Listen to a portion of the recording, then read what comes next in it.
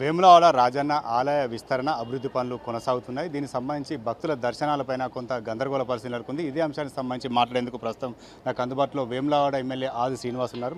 Sir, ఆలయాన్ని మూసివేస్తున్నారా, కేవలం భక్తుల దర్శనాలు నిలిపివేస్తున్నారా? కొంత గందరగోళ పరిస్థితి ఉంది. ఏమైనా క్లారిటీ ఇచ్చే అవకాశం ఉందా? ఇప్పటికే క్లారిటీ ఇచ్చినాము. ఆలయము మూసివేత అనేది ఉండదు, ఆలయం బంద్ అనేది ఉండదు అనేది అనేక మార్లు అనేకసార్లు ఇప్పటికే చెప్పినాం.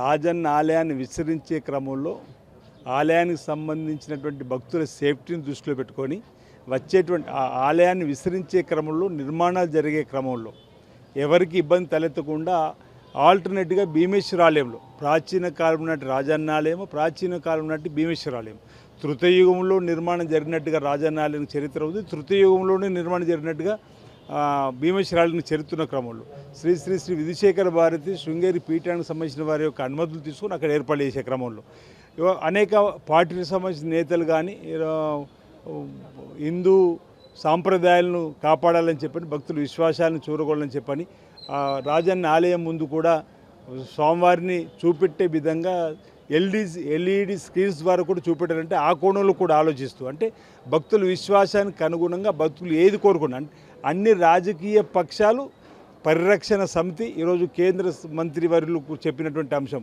అనేక మంది చెప్పినవి తీసుకొని వారి ఆలోచనకు అనుగుణంగా మేము ముందుకు పోతా ఉన్నాం. ఆలయాన్ని విస్తరించడం కోసం గౌరవ ముఖ్యమంత్రి శ్రీ రేవంత్ రెడ్డి గారు 76 కోట్ల రూపాయలు కూడా మంజూరు చేయడం జరిగింది. 45 కోట్లతోని రోడ్లు విస్తరణ చేస్తూ ఉన్నాం, 35 కోట్లతో అన్నసత్రం చేస్తూ ఉన్నాం. అంటే ఇవన్నీ కూడా మరో 100 సంవత్సరాలకు వచ్చే భక్తులకు సరిపడే కార్యక్రమం చేయడంలో మేము ముందుకు పోతూ ఉన్నాం. ఈ క్రమంలో ఎవరు సూచనలు చేసినా వారి అంటే ఇది ఈ ఒక్కరి ఎజెండాగా ముందుకు పోతున్నాం, రాజన్న భక్తుల ఎజెండాగా ముందుకు పోతున్నాం. గౌరవ ముఖ్యమంత్రి రేవంత్ రెడ్డి గారు ఇచ్చిన ఆలోచన తీసుకొని ముందుకు పోతున్నాం. నిధులు కూడా వెచ్చించుకున్నాం, టెండర్లు కూడా పూర్తి కాబట్టి ఎవరు ఏ సూచనలు ఇచ్చినా సలహాలు తీసుకొని మేము ముందుకు పోతామని సంగతి తెలియజేస్తా ఉన్నాను. మీరు చెప్తున్న నేపథ్యంలో కొన్ని క్వశ్చన్స్ కూడా వస్తున్నాయి. రాజన్న కోడెల మొక్కులు భీమాలకు ఎట్లా చెల్లిస్తారని ఒక ప్రశ్నలు కూడా వ్యక్తమవుతున్నాయి. ఈ అంశం కూడా ఈరోజు చర్చ కాదు, 8 మాసాల క్రితము 6 మాసాల క్రితం కూడా ఈ చర్చ వచ్చినప్పుడు ఈ అంశాన్ని కూడా శ్రీ విధుశేఖర భారతి శృంగేరి పీఠంలో చర్చ తీసుకొచ్చినప్పుడు వారిచ్చే సూచనలతో మేము ముందుకు పోతా ఉన్నాం. అంటే స్వామివారి సన్నిధిలో ఏకాంతంగా సేవలు ప్రతినిత్యం జరుగుతాయి లోక కళ్యాణం కొరకు.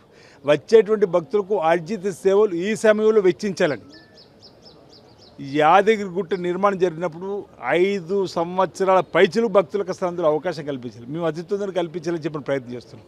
అందుకే ఇక్కడ నేను ఎవరు ఏ సూచన చేసినా ఆ సూచనకు మేము మౌల్డ్ అవుతున్నాం, పాజిటివ్ కోణంలో తీసుకుంటున్నాం. ఇక్కడ నాకు రాజన్న ఆలయ విస్తీర్ణం అభివృద్ధి కోసం ముందుకు పోతున్నప్పుడు ఇక్కడ రాజకీయాలకు తావు ఇవ్వకుండా చూడాలని చెప్పని ఎవరు ఏ సూచన సలహా ఇచ్చినా తీసుకుంటూ వారు అనుమానం నివృత్తి చేసుకుంటూ ముందుకు పోతున్నాం. భవిష్యత్తులో అదేవిధంగా అనుమానం నివృత్తి చేసుకుంటూ ముందుకు పోతాం.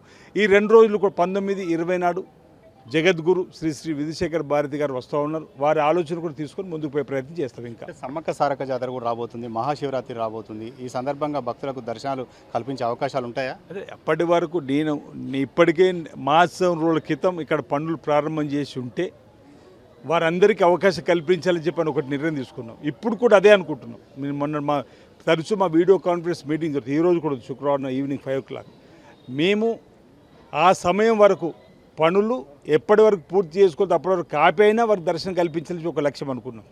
అంటే సందర్భాన్ని బట్టి భక్తుల మనోబలకు అనుగుణంగా మేము ముందుకు పోతాం. అంటే కట్టడాలు ఎలా ఉండబోతున్నాయి సార్? రాతి కట్టడాలు జరపాలని చెప్పి ఒక వర్గం డిమాండ్ చేస్తుంది, హిందుత్వ సంఘాలు కూడా అవే డిమాండ్ చేస్తున్నాయి. బీఆర్ఎస్ కూడా రాతితో ఉన్న కట్టడాలు నిర్మించాలని చెప్తున్నారు. అంటే మీరే రకమైన డిజైన్స్తో కట్టడాలు చేయబోతున్నారు? ఇప్పుడు రాతి కట్టడాలు ఆల్రెడీ మనం ఇక్కడ ఆలయ పునరుద్ధరణ కాదు, దయచేసి గమనించాలి. సరే ఏదో సలహా ఇస్తాం, సూచన ఇస్తామంటే తీసుకుంటామని కూడా మేము అంటున్నాం. ఇక్కడ మండపాన్ని మనం ముడతలేం, పురాతన ఆలయానికి సంబంధించిందని ఎక్కడ కూడా మేము తీస్తలేం. అదనంగా విస్తీర్ణం పేరిట ముందుకోతున్నాం. వాళ్ళన్న రాతి కట్టడం వస్తుంది, కానీ కట్టడంలో స్ట్రక్చర్లో నిర్మాణాత్మకంలో ఎక్కడ ఇబ్బంది తలెత్తకుండా పైల్స్ వేస్తూ ఉన్నాం. గట్టి దరి ఎక్కడి దాకా వస్తే అక్కడ దాకా పైల్స్ వేసి అక్కడ నుంచి ఒక పిల్లర్ నమూనాను తీసుకొని వచ్చి దాని చుట్టూ రాతి కట్టడం కడతాం. ఇప్పుడు ప్రాజెక్ట్ రిపోర్ట్ రెడీ లేదని అంటున్నట్ట. ప్రాజెక్ట్ రిపోర్ట్ రెడీ లేనిది టెండర్ 76 కోట్లు ఎట్లయితుంది, టెండర్ దారుడు ఎట్లా వస్తాడు, అగ్రిమెంట్ ఎట్లయితుంది? అసలు ఎందుకు ఇలాంటివి మాట్లాడుతారో మాకు అర్థమవుతలేదు. ఆల్రెడీ డీటెయిల్ ప్రాజెక్ట్ రిపోర్ట్ ఉంది, 76 కోట్లు మొదటి దశలో పెట్టుకున్నాం, 47 కోట్లు రోడ్డు పెట్టుకున్నాం, 35 కోట్లు పెట్టుకున్నాం, 150 అసలు డబ్బుల్నే అంటారు. అంటే టెంపుల్ మొత్తం రాజకీయంగా కూడా నేను రాజకీయ కోణంలో చూస్తలేను, వారందరి ఆలోచన తీసుకొని పోతా ఉంటాను. ఇక్కడ రాజకీయాలు తావివ్వదలుచుకోలేను. నేను అందరికీ ఒక రిక్వెస్ట్ నేను చేస్తా ఉన్నా, మీ అందరి సూచన సలహాలు తీసుకొని ముందుకు పోతాం. ఆ ఏవైతే నిర్మాణాలు ఉన్నాయో అన్నీ కూడా మీకు ఇప్పుడు కనిపించిన తర్వాత తన చుట్టూ కూడా రాతితో నిర్మాణం చేయాలని చెప్పకుండా అధునాతన పద్ధతి చేసే ప్రయత్నం చేస్తున్నాం. మీ అందరి సహకారం ఇవ్వాల్సింది. ఎప్పటి వరకు పూర్తవుతుంది సార్ మీ టార్గెట్ ఎప్పటి వరకు నేను ఇప్పుడు మనము టోటల్ పూర్తి కావాలంటే సమయం పడుతుంది. నా ఆలోచన అంతా ఇప్పుడు ముందు ఆలయ అంతర్భాగంలో అభివృద్ధి చేసి మళ్ళీ భక్తులకు అతి తొందరలో దర్శనం కల్పించే లక్ష్యం ముందుకు పోతున్నాం.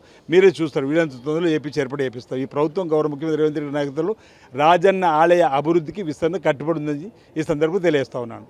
ఇది మొత్తానికైతే రాజన్న ఆలయ అభివృద్ధి విస్తరణ మాత్రం కొనసాగుతుంది. అదేవిధంగా భక్తులకు ఇబ్బంది కలగకుండా భీమేశ్వర ఆలయంలో దర్శనాలకు ఏర్పాట్లకు చేసినట్టుగా చెప్తున్నారు. మొత్తానికైతే రాజన్న ఆలయ అభివృద్ధి పనులు మాత్రం కొనసాగుతున్న పరిస్థితి అయితే వేములవాడలో కనిపిస్తుంది. కెమెరా పర్సన్ సుధీర్తో సతీష్, 10 టీవీ, వేములవాడ.